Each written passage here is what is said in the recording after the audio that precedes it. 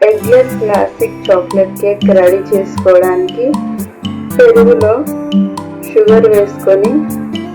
మంచిగా sugar melt అయ్యేంత వరకు కలుపుకొని బేకింగ్ సోడా బేకింగ్ పౌడర్ వేసుకొని మంచిగా కలిపి 10 minutes పక్కకు పెట్టి ఆయిల్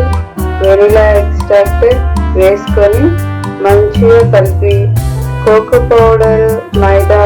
వేసుకొని ఎలాంటి లంప్స్ లేకుండా కలుపుకొని మనము తీసుకున్న బేకింగ్ టిన్లో ఆయిల్ కానీ గీ కానీ పార్చ్మెంట్ పేపర్ కానీ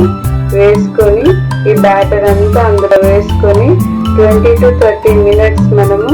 బేక్ చేసుకున్నట్లయితే ఎగ్లెస్ క్లాసిక్ చాక్లెట్ కేక్ మనం కర్డ్తో రెడీ చేసుకోవచ్చు.